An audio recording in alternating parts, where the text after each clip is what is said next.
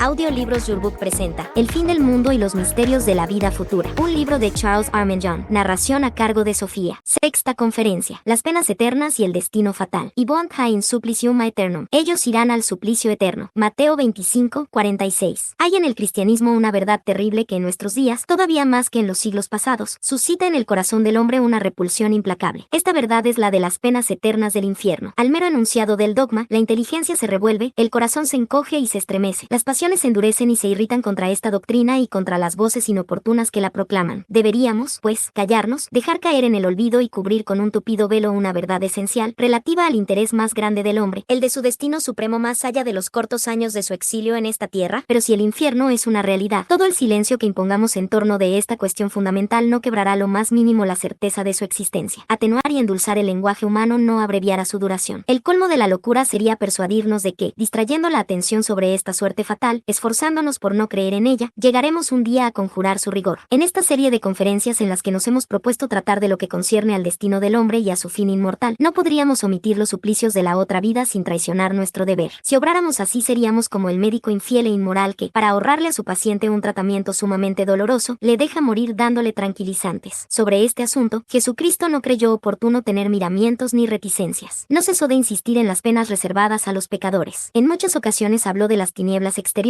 de ese fuego que no se extingue, de esa prisión sin salida en la que habrá rechinar de dientes y donde los llantos no cesarán. Cuando la justicia humana quiere castigar a un gran culpable, levanta un cadalso en la plaza pública e invita al pueblo a presenciar el horrible espectáculo. En algunas zonas se dejan durante días enteros los miembros rotos del desgraciado, expuestos en el camino o suspendidos en la horca en la que exhaló el último suspiro, para asustar con el ejemplo a los hombres extraviados que podrían verse arrastrados por las malas pasiones. Jesucristo procede como la justicia humana, muestra al malvado la espada suspendida sobre su cabeza, para que, aterrorizado, no infrinja su ley y haga el bien en vez del mal. San Ignacio de Loyola decía que no conocía una predicación más útil y fructífera que la del infierno. La consideración de los encantos de la virtud, de las delicias y de los atractivos del amor divino, influye poco en los hombres sensuales y groseros. En medio de las distracciones tumultuosas en las que viven, de los ejemplos contagiosos que reciben, de las trampas y escollos que se encuentran a su paso, la amenaza del infierno es el único freno suficientemente poderoso para mantenerlos en la línea del deber. Por la misma razón, Santa Teresa invitaba a menudo a sus austeras religiosas a descender en espíritu y con el pensamiento al infierno, mientras vivían, para evitar descender realmente después de la muerte. En el estudio que vamos a emprender sobre la grave cuestión de la suerte reservada a los hombres que mueren en el odio de Dios, evitaremos las opiniones discutidas. Procederemos razonando con rigor e iluminados por la claridad de la gran luz de la teología, apoyándonos solo en las escrituras y en la ciencia auténtica de la tradición y de los padres. En primer lugar, ¿existe el infierno y es cierto que las penas que en él se soportan son eternas? En segundo lugar, ¿cuál es la naturaleza del suplicio del infierno y en qué lugar se encuentra? Y en tercer lugar, ¿puede conciliarse la misericordia de Dios con la idea de una justicia que ninguna satisfacción sea capaz de aplacar? Ningún hombre podría dedicarse al estudio de estas importantes cuestiones sin oír resonar en lo más secreto de su alma estas palabras de las Escrituras. Ten cuidado, sirve al Señor tu Dios y observa sus mandamientos, porque en esto consiste todo el hombre. Es seguro que quien medite estas terribles verdades se volverá mejor. Enseguida sentirá que su espíritu se transforma y que su ser se eleva con la energía de la virtud y con el amor al bien. 1. La eternidad de las penas del infierno es una verdad formalmente enseñada por las Sagradas Escrituras. Forma parte del símbolo cristiano y un gran número de concilios la ha definido como artículo de fe. Al hablar de las penas de los demonios y de los condenados, San Mateo, capítulo 18, y San Juan, Apocalipsis, capítulo 14, dicen que su duración no tendrá límite. San Marcos, capítulo 9, e Isaías, capítulo 66, dicen que su fuego no se apagará y su gusano no morirá. San Agustín, citando estas palabras, observa que se puede discutir sobre la naturaleza de ese gusano, sobre la materialidad o inmaterialidad de ese fuego, pero lo que dejan claro las palabras del profeta, lo que está al abrigo de toda controversia, es que los ardores de ese fuego no se aliviarán jamás y que las torturas de ese gusano no disminuirán jamás. Jesucristo, al hablar de la sentencia suprema que un día él dictará, no establece ninguna diferencia ni de medida ni de duración entre las recompensas de los justos y el castigo de los impíos. Estos irán al suplicio eterno y los justos a la vida eterna. Por tanto, si la vida eterna no debe tener límite temporal, tampoco la muerte eterna tendrá ni límite ni fin. De estos diversos testimonios resulta que la misericordia está excluida de los infiernos y que la redención no llegará allá. Que in inferno nulla est redemptio, porque en el infierno no hay redención. Por otra parte, los condenados y los demonios solo podrían liberarse de la justicia y obtener la liberación o la mitigación de sus penas por tres vías, o por la verdadera y sincera penitencia, o en virtud de las oraciones de los santos y por las obras satisfactorias ofrecidas por los vivos, o también por la destrucción de su ser, Dios, en la imposibilidad absoluta que tiene para recibirlos en su seno. Quitándoles la existencia haría cesar sus tormentos, pues los condenados no pueden hacer penitencia. Dios nunca ha concedido concedido la gracia a Satán, porque Satán jamás se ha arrepentido. Dice Santo Tomás que hay dos maneras de arrepentirse y detestar el pecado, absolutamente o accidentalmente. Quien detesta absolutamente el pecado, lo aborrece por su deformidad intrínseca y porque ofende a Dios. Quien lo detesta accidentalmente, lo odia, no por amor a Dios, sino por amor a sí mismo. Es decir, no detesta realmente el pecado, sino la pena y los males que le ha ocasionado. Sin embargo, la voluntad de los condenados sigue inclinada al mal y al horror. El que detesten sus penas no es ni arrepentimiento ni expiación. Sin duda, son consumidos por deseos y sueños, pero esos sueños tienen por objeto una felicidad que ellos mismos se otorgarían, al margen de Dios. Este es el sueño de los demonios y de los condenados, un sueño eternamente estéril que los consume en un desesperar y una exasperación sin fin. Por tanto, los condenados no pueden arrepentirse. ¿Son capaces de participar de las oraciones y de los méritos de los vivos? Si así fuera, Lucifer y sus ángeles podrían, en un tiempo más o menos lejano, volver al bien, y a partir de ese momento se convertirían en seres santos, dignos de veneración y de amor, al igual que los querubines y los arcángeles a quienes un día llegarían a abrazar en eterna comunión. Se desprende además, como consecuencia, que la Iglesia estaría obligada a rezar por los demonios. En verdad, los demonios son nuestros peores enemigos y el precepto de la caridad nos prescribe orar por todos nuestros enemigos, sin exclusión. Ahora bien, aunque la Iglesia ruega aquí abajo por sus perseguidores, porque durante la vida presente pueden arrepentirse y producir dignos frutos de penitencia, el mismo día del juicio en el que ella se llenará totalmente de amor y santidad ya no rezará más por los hombres justamente condenados a los tormentos eternos. Si los réprobos pudieran esperar su salvación, la Iglesia debería orar por ellos. Más aún, si así fuera, no sé por qué habría de abstenerse de rendirles culto y no había de recoger los restos de Nerón, de Robespierre y de Marat para honrarlos en los altares, igual que a las cenizas de un Luis Gonzaga, un Vicente de Paul o de un Francisco de Sales. En fin, los sufrimientos de los condenados nunca se terminarán y su ser jamás será destruido. La Sagrada Escritura describe su lamentable situación llamándola secunda mors, segunda muerte. San Gregorio Magno dice, esta será una muerte que jamás llegará a consumarse, un final que siempre sigue un nuevo comienzo, una inconsistencia que no dará nunca lugar a ningún deterioro. San Agustín expresa, con no menos fuerza y claridad, la triste condición de esa muerte que, dejando que el alma subsiste eternamente, le hará soportar sus congojas y sus horrores con toda la intensidad. No puede decirse que el alma en el infierno tendrá vida, puesto que el alma no participará en ninguna medida de la vida sobrenatural de Dios. Tampoco se puede decir que el cuerpo tendrá allí vida, puesto que el cuerpo será víctima de todo tipo de dolores. Por ello, esta segunda muerte será más cruel, porque la muerte no podrá ponerles fin. Añadamos a estas pruebas teológicas las pruebas de la razón. Si no hubiera un infierno eterno, el cristianismo desaparecería y el orden moral quedaría suprimido. Esta verdad de la eternidad de las penas está esencialmente ligada a las verdades centrales de la religión, a la caída del hombre, a la encarnación, a la redención, que requieren lógicamente la certeza. Si no hubiera infierno, ¿por qué habría descendido Jesucristo de los cielos? ¿Por qué su abajamiento hasta el pesebre? ¿Por qué sus ignominias, sus sufrimientos y su sacrificio de la cruz? El exceso de amor de un Dios que se hace hombre para morir hubiera sido una acción desprovista de toda sabiduría y sin proporción con el fin perseguido, si se tratara simplemente de salvarnos de una pena temporal y pasajera como el purgatorio. El hombre había caído en un infortunio irreparable, había sido golpeado por una desgracia infinita de la que solo un remedio divino podía salvarlo. De otra manera, habría que decir que Jesucristo solo nos libró de una pena finita, de la que hubiéramos podido librarnos con nuestros propios méritos. Y en este caso no hubieran sido superfluos los tesoros de su sangre, no hubiera habido redención en el sentido estricto y absoluto de esta palabra. Jesucristo no sería nuestro Salvador. El tributo de gratitud y de amor sin límites que exige a los hombres sería una pretensión excesiva e inmerecida. El Dios hecho hombre sería totalmente destronado de nuestros corazones y de nuestra adoración. El cristianismo se convertiría en una impostura y todo espíritu consecuente se vería necesariamente abocado a rechazar la revelación y a Dios mismo. Si no hay un infierno eterno, tampoco hay orden moral. El fundamento del orden moral es la diferencia absoluta y esencial entre el bien y el mal. El bien y el mal difieren esencialmente porque tienen distintas conclusiones y conducen a fines opuestos. Pero si suprimimos la sanción eterna de las penas, el vicio y la virtud llegan al mismo punto. El uno y el otro, por distintas vías, alcanzan su fin último, que es el descanso y el gozo en la felicidad de Dios. La misma suerte correspondería a quienes han sido instrumento del mal y a quienes han sido hasta el fin los órganos incorruptibles del bien. Me diréis, bien, pero eso le sucederá 1000 o 100.000 años antes al justo, 1000 o 100.000 años más tarde al impío. ¿Y eso qué importa? La duración de la expiación, por larga que la supongáis, no constituye una diferencia esencial entre el destino de uno y de otro. Durante nuestra efímera y fugitiva vida en la que los instantes, una vez pasados, no vuelven a renacer, 1000, 100.000 años, son un periodo de tiempo y tienen importancia. Pero una vez que el hombre ha entrado en la eternidad, 1000 o 100.000 años ya no significan nada. Son menos que un grano de arena en el desierto, que una gota de agua en el océano. Imaginad un futuro de suplicios, tan largo como queráis. Doblad los años, acumulad siglos sobre siglos, puesto que el fin es el mismo para todos, el pasado ya no cuenta nada. Una vez terminada la pena, su duración, comparada con la duración de la eternidad, parecerá tan pequeña, tan centesimal, que será como si no existiera. Y puesto que entre una eternidad y la otra eternidad no hay diferencia perceptible, bien podría decirse que el pecado no ha perjudicado al pecador. Por ejemplo, supongamos que Dios, para castigarme por mis crímenes, me lanza a las llamas durante siglos. Yo me consuelo. Yo sé que me espera una medida matemáticamente igual a la del justo. Tengo la eternidad. Por tanto, eternidad de alegría y de gloria para quien haya servido a Dios y le haya amado hasta morir. Eternidad de alegría y de gloria para el perverso que gozaba haciendo el mal y pisoteando constantemente la ley y los mandamientos divinos. Si los dos resultados coinciden, si tanto por el camino del mal como por el camino del bien, se llega infaliblemente a la vida durante una eternidad. Es forzoso concluir que la virtud y el crimen son dos vías igualmente seguras y que el hombre puede elegir una u otra a su gusto, y que la vida más corrupta y la más pura tienen el mismo mérito y la misma dignidad, puesto que tanto la una como la otra son el germen de una misma perfección y una misma felicidad. Admitido este planteamiento, ya no queda sobre la tierra ni moral, ni orden público, ni sombra de virtud. La justicia queda despojada de su sanción, la conciencia es un prejuicio, la virtud y el sacrificio son un esfuerzo estúpido. Quitadle a la humanidad el temor a los castigos eternos y el mundo se llenará de crímenes. Los hechos más execrables se convertirán en deber, siempre que se pueda presumir de escapar a la prisión y a la espada. El infierno se anticipará, en lugar de ser aplazado hasta la vida futura, se inaugurará en el seno de la humanidad, desde la vida presente. Un escritor de nuestros días ha dicho, no puede haber un término medio para la sociedad, o Dios, o el revólver. Si no hay ningún castigo más allá de esta vida, la fuerza prevalecerá sobre el derecho, el verdugo se convertirá en la piedra angular y el eje del orden social y la justicia se proclamará en nombre de la muerte, en lugar de proclamarla en nombre de Dios. Además, observa un moralista, en virtud de que derecho castigarán el crimen los tribunales, cuando el crimen tiene la aprobación de la impunidad divina y la justicia eterna se empeña en no salir de su reposo para infligirle su legítimo castigo, la conciencia de los pueblos se subleva contra esta consecuencia monstruosa. En medio del desenfreno de los errores, del descenso de las verdaderas creencias, la doctrina de un estado futuro de castigos y de recompensas permanece en pie. Se encuentra entre los paganos. Virgilio expone esta creencia en estos versos famosos: Sedeta eternunque sedebit infelc Teseus. Teseo es infeliz y lo será eternamente. Eneida 6, 618. Rostroque manis vulturo bunco immortalege curton dens. Nec fibris requiesdaturu ya renatis, un monstruoso buitre con pico corvo devora su hígado inmortal. Tampoco a las entrañas renacidas se les concede ningún descanso. Eneida 6, 597. Platón dice, los viles criminales, cuya alma es incurable, son atormentados con castigos que les perturban sin curarlos. Las almas que han cometido grandes crímenes son precipitadas en un abismo que se llama infierno. Este es el juicio de los dioses, que habitan el cielo. Los buenos se reunirán con los buenos, y los malos con los malos. Fedón 113, 62. Es algo asombroso que todos, poetas, filósofos, gente del pueblo, reyes, civilizados, bárbaros, estén de acuerdo en esta verdad que turba nuestra mente y que los hombres tengan tanto interés en negarla. Este es el lugar para detenernos bajo la autoridad y el peso de este axioma fundamental. Quod semper, quod habe omnibus, quod ubique, lo que siempre, por todos y en todas las partes, lo que se ha creído siempre, por todos y en todos los lugares, es necesariamente verdad. Cualquier dogma ha sido alterado, salvo este. Todos los puntos importantes de la teología católica han dado lugar a discusiones, pero el infierno ha escapado a esta ley común, ha llegado hasta nosotros sin encontrar, en este largo camino, un espíritu que se haya opuesto a su justicia, o al menos a su formidable certeza. Los protestantes que han negado tantas cosas, no han negado esta. Destructores de lo que proporciona la mayor protección al pensamiento humano, la penitencia, la virginidad, la eficacia de las buenas obras, no han despojado al infierno de su terrorífico aspecto. Su mano se paró en el umbral del dolor, la misma mano que no había respetado la puerta del tabernáculo donde reposa, bondad y sacrificio, la carne del hombre Dios. El racionalismo contemporáneo es el único que se ha atrevido a esta negación, cosa extraña, lo ha hecho amparándose en el seno mismo de las perfecciones infinitas. Contra la justicia de Dios ha retorcido su inmensidad y su sabiduría, y él, que niega la redención, acude a este exceso de amor que Jesucristo hizo resplandecer sobre la cruz al morir. Dice, Dios es un ser demasiado perfecto, demasiado sublime, demasiado desinteresado para querer aplastar eternamente, bajo los rayos de su poder, a una frágil criatura, inducida al mal por la vehemencia o por la fragilidad. Esto sería una venganza, una represalia indigna de su gloria y de sus perfecciones. Yo respondo que si el crimen queda impune, la grandeza cesaría de ser patrimonio de Dios porque pertenecería de pleno derecho al hombre malvado. Dependería únicamente de él, de un acto de su voluntad, el hacer triunfar la rebelión contra el gobierno divino. De ser así, Dios hubiera estado bajo la ilusión de un sueño el día en que, dejando su reposo para aumentar su gloria,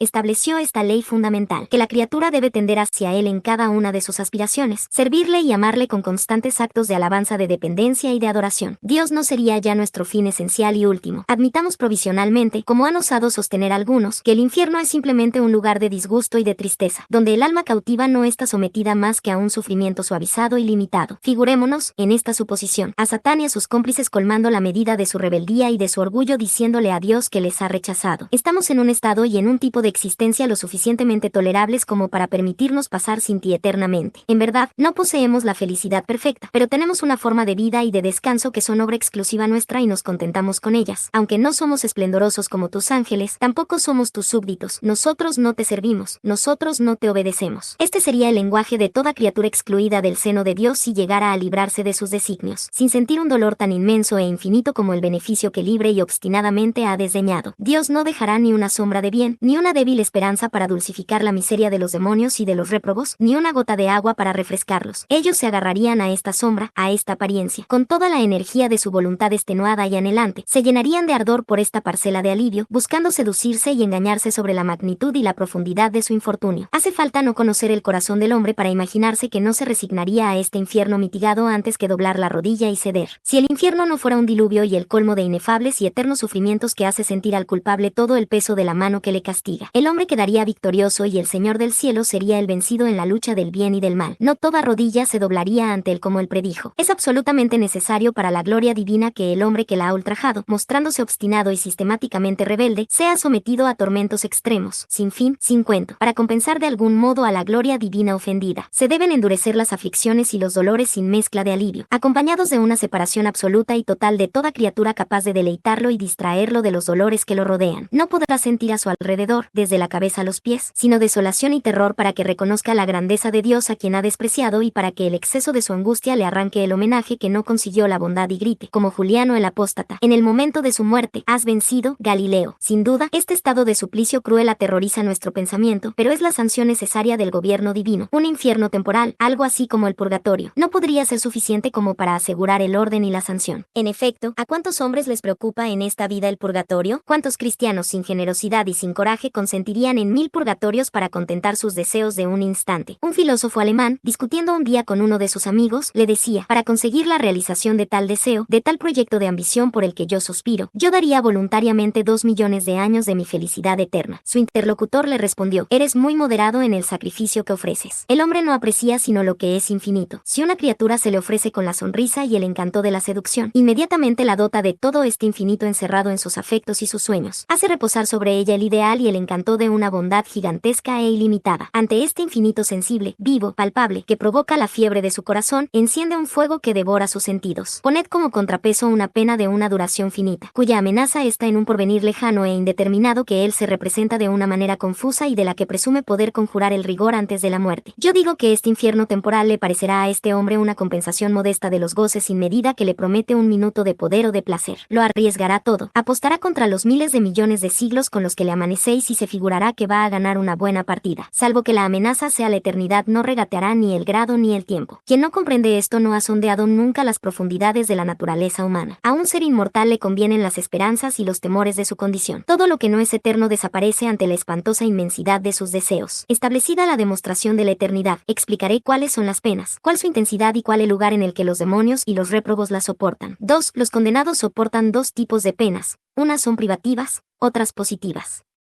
Las penas privativas son las penas de daño, es decir, la pérdida de Dios. Las penas positivas consisten en el suplicio del fuego. San Agustín nos dice que la pena de daño es la más terrible y la más incomprensible de todas las penas del infierno, al lado de las lamentaciones y desesperación que suscita. Los otros sufrimientos no merecen ni siquiera el nombre. Plustor que turca el o Gehenna será más atormentado por el cielo, su privación, que por el infierno. El réprobo tiene la certeza de que ha perdido a Dios, que no puede ya unirse con aquel que lo ha creado. Está privado para siempre de la posesión del bien supremo y de la vida de la belleza infinita, y esta consideración le causa un dolor tan acerbo que él solo sería suficiente para encender las llamas que lo consumen. Durante la vida presente, embarazados por nuestra envoltura terrestre, distraídos y extraviados por el espectáculo de las cosas sensibles, no podemos apreciar la inmensidad de tal pérdida. Pero cuando el alma se separa de todas las criaturas por la muerte, no tiene ya ningún objeto en el que pueda complacerse. Dios aparece ante ella como el único tesoro y el único fin. Se precipita hacia él con toda la impetuosidad de sus deseos, toda su fuerza, todos sus ardores y la plenitud de sus aspiraciones se concentran en esta divina belleza. Figuraos un pez sacado del agua, la aguja imantada de una brújula oscilando ininterrumpidamente, sin conseguir fijar la dirección del polo, una locomotora descarrilada, arrastrada por los espacios en una carrera hacia el abismo. Todas estas comparaciones no son más que un retrato muy imperfecto del indecible estado de un alma desviada, extraviada lejos de su fin y en la imposibilidad de volver jamás a su camino. Para ella no hay porvenir. El poeta teólogo de la Edad Media veía escritas, en caracteres negros, estas significativas palabras a la entrada del lugar sombrío y maldito del infierno: por mí se va a la ciudad de las lágrimas, por mí se va al abismo de los dolores. La justicia es la que anima a mi sublime creador. Soy la obra del poder divino, de la más alta sabiduría y del primer amor. Y ay, de los que entréis aquí, abandonad toda esperanza. Es cierto, y todos los teólogos lo enseñan, que los demonios y los réprobos están privados de toda gracia y de toda iluminación sobrenatural. Desde este punto de vista, están sumergidos en las tinieblas y heridos por una ceguera incurable, pero no han perdido sus fuerzas ni el uso de sus facultades naturales. Siguen estando en posesión de las ciencias especulativas que hubieran adquirido y son capaces de adquirir experimentalmente nuevos conocimientos. En medio de sus tormentos su memoria no pierde la firmeza, su inteligencia conserva la agudeza y su voluntad mantiene toda la energía y toda la actividad. Pero todas estas facultades y todas las aptitudes naturales que Dios deja en ellos para acrecentar sus castigos, tienen el objetivo y la dirección falseados. No pueden tender hacia objetos honestos, útiles y serios. La razón es que lo honesto, lo bello, lo útil, son reflejos de una participación de los atributos divinos y el alma separada de Dios, sin posibilidad de retorno, no es capaz de esta participación. Como dice Suárez, el juicio moral de los condenados no tiene rectitud práctica en todo lo que se refiere a las normas de sus pensamientos, de sus deseos y a la sabia ordenación de sus acciones. Encorvados bajo el peso de la maldición, los demonios y los réprobos no pueden unirse a la verdad y su espíritu no aspira sino a alimentarse de ilusiones y de mentiras. Su corazón desordenado no puede abrirse al amor y permanece carcomido por el odio. Su imaginación se ve asaltada por espantosos fantasmas y terrores que constantemente se renuevan.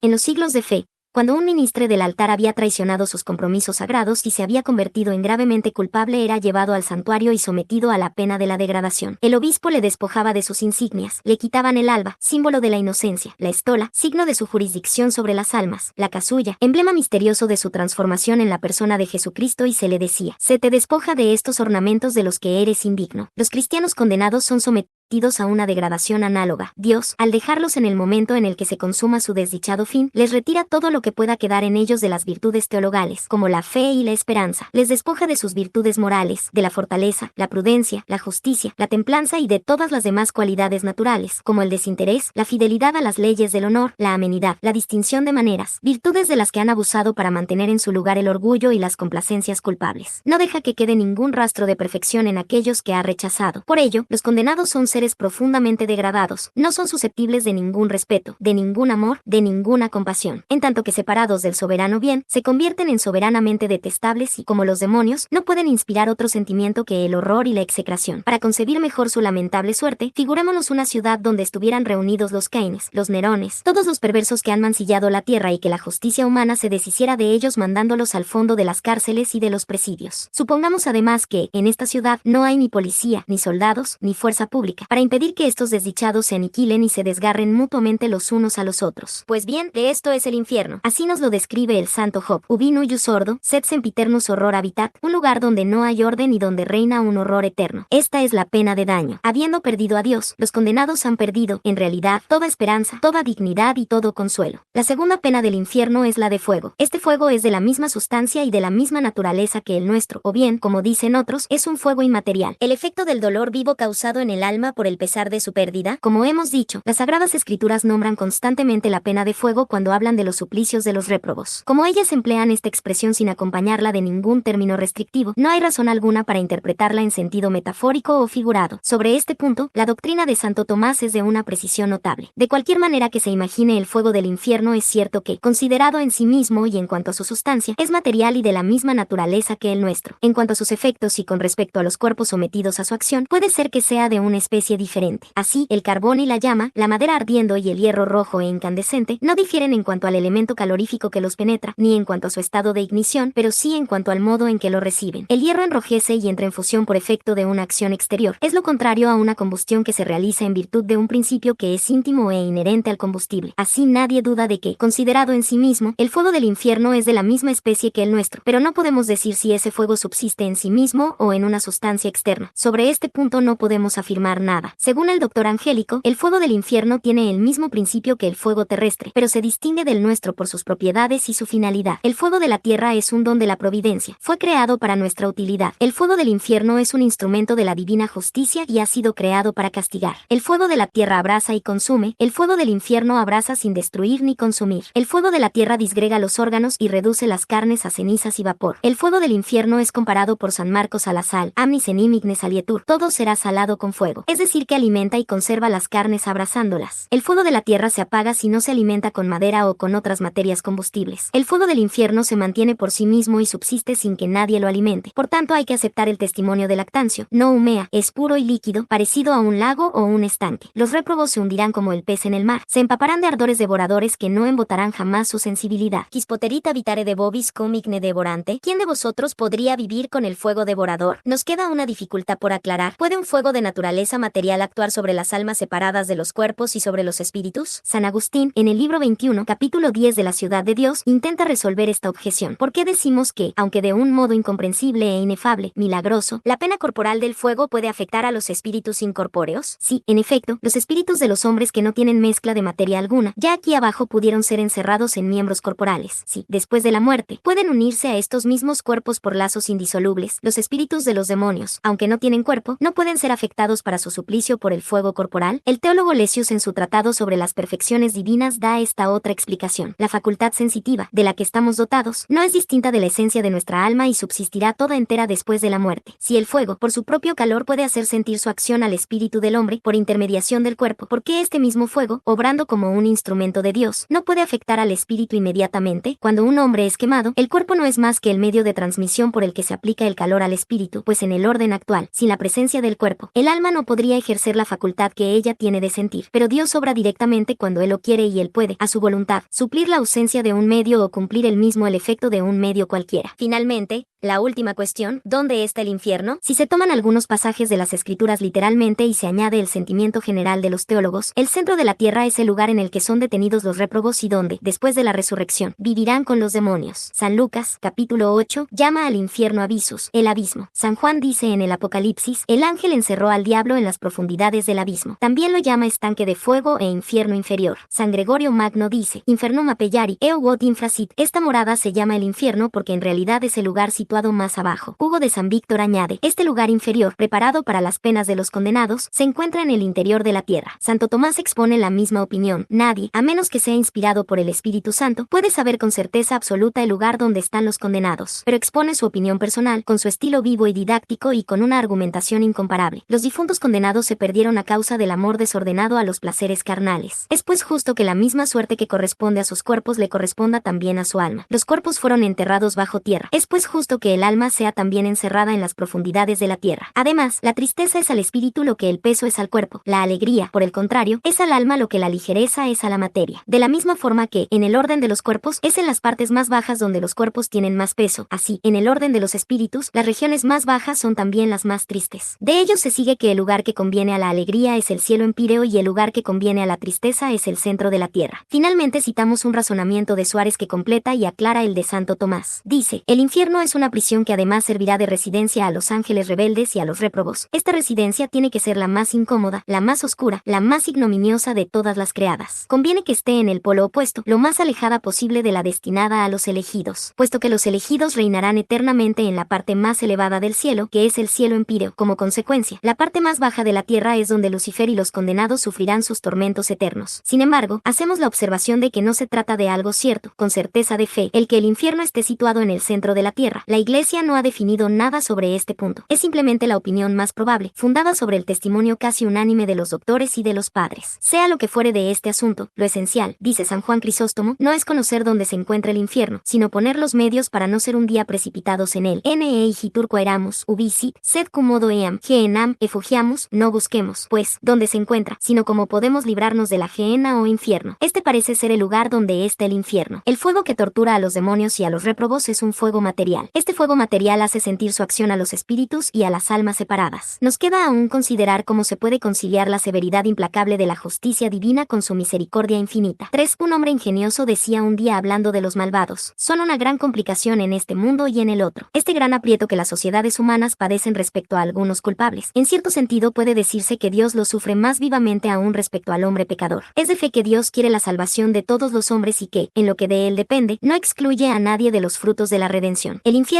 no lo creó por gusto, al contrario, él agota todos los medios de su sabiduría y todos los secretos de su ternura para prevenirnos contra el infortunio. Él nos dice por boca de Isaías: Quid est quod devo ultra facere vine mea et non feci. ¿Qué más debía hacer a mi viña y no lo hice? Si Dios pudiera sufrir, ninguna angustia sería comparable a la que experimentaría su corazón cuando se ve obligado a condenar un alma. El santo cura de Ars dijo un día: si fuera posible que Dios sufriera, al condenar un alma se vería sobrecogido por el mismo horror y el mismo estremecimiento que el de una madre que se viera obligada a dejar caer la cuchilla de la guillotina sobre el cuello de su hijo. Mirad a Jesucristo en la última cena. Contempla a Judas con miradas en las que se dibujan la tristeza y la desolación más amarga. Está en una turbación extrema y en el último exceso de la consternación. Comprende, mejor de lo que nosotros seremos jamás capaces de concebir, cuán horrible es el estado de un hombre descaminado, perdido sin remedio, abandonado sin medio alguno para volver a su camino y retomar su destino. Prueba todos los medios imaginables para evitar la ruina de este miserable. Se echa a sus pies, los besa, lo admite, a pesar de indignidad, al festín de su carne sagrada. Y cuando las tinieblas que invaden cada vez más el alma obstinada de Judas han cerrado todos los caminos por donde la gracia divina hubiera podido abrirse paso, Jesucristo ora. Parece olvidar que el traidor le ha escogido como víctima de su vil avaricia. No tiene más que horror de su suerte y dice con angustia: mucho mejor hubiera sido para este hombre que no hubiera nacido. Ay, vosotros que acusáis al Creador de dureza y le reprocháis el no llegar hasta el límite de su omnipotencia para impedir que su criatura se pierda eternamente. Indicadle vuestro remedio, enseñadle vuestro secreto. ¿Qué queréis que haga Dios? ¿Le pediríais que suprimiera el infierno? Suprimir el infierno sería suprimir el cielo. ¿Creéis vosotros que los mártires, los anacoretas, las vírgenes, los santos que se embriagan en este momento en los goces de la felicidad beatífica, se habrían sustraído a las seducciones, que hubieran pisoteado los atractivos mundanos, buscado las soledades, soportando las persecuciones, afrontado a los verdugos y a la espada, si no hubieran tenido presente la palabra del Maestro? No temáis a los que no pueden matar más que el cuerpo. Temed al que puede precipitar el alma y el cuerpo en la hoguera en llamas. El amor divino solo despertó en ellos cuando con valientes violencias se hubieron desatado del pecado y de las tendencias sensuales. El punto de partida de su santidad fue el temor. Initium sapientiae timor. El principio de la sabiduría es el temor. El trueno que los despertó de su sueño, de su letargo, fue la temible palabra: eternidad. Dirigieron aún una mirada sobre sus suntuosas casas, sobre los artesonados dorados de sus palacios y dijeron: he aquí que hemos atesorado a diario tesoros de cólera, que todas las seducciones se han dado cita para perdernos. La aversión a Dios, las llamas, una maldición sin fin por el placer de un día, esto es lo que nos aguarda. Al día siguiente, estos hombres se descalzaban, se cubrían de saco y buscaban la ruta que conduce a las soledades y a los desiertos. Sin estos misericordiosos terrores la ciudad de Dios nunca se llenaría. Todos nosotros extraviaríamos nuestros caminos. Ningún hombre practicaría el bien. Non est qui faciat bonum, non est tus que ade unum. No hay nadie que haga el bien, no hay ni uno siquiera. Dios no puede suprimir el infierno sin suprimir el cielo. Seguimos queriendo que Él espere, que perdone sin cesar. Esto es lo que Él hace. En esta vida no se aparta jamás ni siquiera de aquel que lo rechaza. Él lo persigue en el santuario de su conciencia, mediante una voz interior que no cesa un solo instante de hacerse oír. Frente a la tentación que nos incita al mal, esta voz resuena y nos grita: ten cuidado. Si no le escuchamos, Él no se apresura a cortar el hilo de nuestra existencia, aunque tiene derecho. No espía el momento de nuestras faltas para convertirlo en el minuto supremo de nuestra muerte. Vuelve a nosotros. Nos hace sentir el aguijón de los remordimientos. No se desanima con nuestros rechazos. Espera durante años. Deja que la madurez de la edad suceda a la pasión de la adolescencia. Que los cielos de la vejez sucedan a las ilusiones que seducen aún la edad viril y todos sus esfuerzos son vanos. Por fin suena la última hora de este hombre. Muy frecuentemente está precedida por una enfermedad, presagio y anuncio de su próximo fin. Este hombre se sigue endureciendo. Un minuto antes de su último suspiro, Dios ofrece todavía a recibirlo en su seno y a salvarlo de las llamas del abismo. Ya no puede hablar. Su estado es desesperado. Pues bien, es suficiente que en la intimidad de su corazón deje escapar estas simples palabras: te amo, me arrepiento. Estas palabras serán su tabla de salvación. Yo pregunto, ¿qué más puede hacer Dios? ¿Debe invertir todo el plan y todos los consejos de su sabiduría para consagrar el endurecimiento de su criatura? ¿Aniquilar las tinieblas por un acto de su omnipotencia, que sería estúpido, porque un hombre extraviado se ha reventado los ojos para no ver la luz divina? ¡Ay! Dios tiene el derecho de lavarse las manos y decir: hombre, tu perdición es obra tuya, no mía. Perditio tua exte, Israel, tu perdición proviene de ti, Israel. Pero, ¿por qué la gracia y la redención están excluidas del infierno? Después de que el hombre desengañado ha visto naufragar sus últimas ilusiones y ha medido con espanto toda la profundidad y extensión de su miseria, ¿por qué Dios no deja caer sobre él un último rayo de su misericordia y no tiende a este desgraciado una mano que se sería acogida con un amor y una gratitud proporcional a la inmensidad de la dádiva? Yo respondo, sin dudar, que Dios no puede hacer eso, que al menos no lo puede hacer sin faltar a su infinita dignidad. Sería necesario que se humillara contrariando su propio movimiento hacia una criatura rebelde y obstinada que, en lugar de pedir su socorro, le ha odiado y maldecido. La muerte ha puesto al pecador en un estado que no le permite más elecciones. Él lo sabe, está seguro con una certeza que abruma su libre albedrío. Se queda definitivamente anclado en un odio y un orgullo que acrecientan sus lágrimas y su desesperación. Para suscitar en él un arrepentimiento saludable y meritorio necesitaría una gracia. Ahora bien, él no pide esta gracia, no la desea, no la quiere. En verdad detesta su pena, pero odia soberanamente a Dios y, al mismo tiempo, odia los dones y las luces que emanan del corazón de Dios. Pero, al castigar con una eternidad de suplicios una falta efímera, consumada en un instante, ¿no es Dios injusto? ¿No sobrepasa toda proporción? Aquí el razonamiento es impotente, pues Dios es el más grande de los misterios. El pecado es un misterio tan insondable como la majestad del que es ofendido, y la pena debida a su malicia es también un misterio sin límites que el espíritu humano no llegará nunca a escrutar. Todo lo que podemos decir es que, si se considera la persona de Dios, la injuria que el pecado le hace es una injuria infinita. Ahora bien, el hombre, dada su naturaleza limitada, no puede sufrir una pena infinita en rigor y en intensidad, así que es de toda justicia que sufra una pena infinita en duración. La justicia humana es la imagen y el bosquejo de la justicia divina. El derecho de castigar e imponer la pena capital está conferido a los tribunales de la tierra para la utilidad y el bien de los hombres. Condenan los crímenes no por su deformidad intrínseca y porque ofenden a Dios, sino porque perjudican el bien y el buen orden de las sociedades humanas. Y, sin embargo, tienen el derecho de castigar con una pena perpetua a un homicida cuyo crimen no ha durado más que un instante, de quitarlo para siempre de la sociedad porque ha violado el orden moral y humano. Con mayor razón, Dios tiene el derecho de castigar con una pena perpetua y desterrar para siempre de la sociedad celeste al que ha violado el orden universal y divino. De ninguna forma repugna, observa San Agustín, que Dios limite su misericordia a los años de la vida presente de forma que, transcurridos estos, ya no haya lugar para el perdón. ¿No obran de la misma manera los príncipes de la tierra, cuando rehúsan conceder gracia a los hombres encerrados en las prisiones aunque muestren arrepentimiento y condenen sinceramente los crímenes que han cometido? Entre los diversos sistemas elaborados para conciliar la misericordia de Dios con la justicia, el más racional, el más admisible, el que, a primera vista, parece dar una solución satisfactoria al formidable problema del destino humano, es el sistema de Pitágoras y las sectas de Oriente que admiten que en lugar de precipitar al hombre a una desgracia sin fin, Dios lo someterá a una segunda fase de pruebas donde tendrá, como en la anterior, una mezcla de sombras y de luces, en la que el campo de la libertad se le abrirá de nuevo, en la que tendrá tentaciones, divisiones y lucha entre Dios al que entrevé y las criaturas que despliegan sus seducciones. Sin lugar a dudas, la doctrina de la metempsicosis o de la transmigración de las almas es sin comparación la preferible entre todas las doctrinas opuestas a la del cristianismo. Al examinarla de lejos y superficialmente parece que deja intacta la creencia en una vida inmortal, no parece que ataque los atributos divinos, ni que despoje a la ley humana de su sanción. Pero si esta doctrina se estudia de cerca, es fácil comprender que nos vuelve a colocar ante todas las dificultades anteriores y que levanta otras más insolubles aún. Un ilustre filósofo cristiano, del que cito sus palabras, observa, puesto que esta segunda vida en la que hacéis entrar al hombre no es más pura que la primera, si en ella su alma se mancha por segunda vez con el pecado, ¿a qué parte se atendrá entonces Dios? Será necesario que retome, con un derecho perpetuo, el curso de sus migraciones sin que Dios pueda jamás someterla ni castigarla de otra manera que concediéndole el derecho a ofenderle siempre. En lugar de esta espantosa perspectiva, que hace del juicio el escollo solemne de la vida, el pecador se iría a la tumba con la seguridad de un pasajero que atraviesa un pórtico y se diría en la ironía de su impunidad: el universo es grande, los siglos son largos, acabemos ante todo la circunnavegación de los mundos y de los tiempos. Pasemos de Júpiter a Venus, del primer cielo al segundo, del segundo al tercero, y si sucede que, después de espacios y periodos sin número, ya no hay más soles, nos presentaremos a Dios para decirle: aquí estamos, ha llegado nuestra hora, haznos nuevos cielos y nuevos astros, pues si tú estás cansado de esperarnos, nosotros no lo estamos en absoluto de maldecirte ni de pasar sin ti. Todavía podremos decir que el amor lo puede todo, que tiene secretos, excesos que nuestros corazones no pueden ni sospechar y, dígase lo que se diga, no puede consentir que se pierda eternamente la criatura, la obra de sus manos, rescatada con su sangre. Y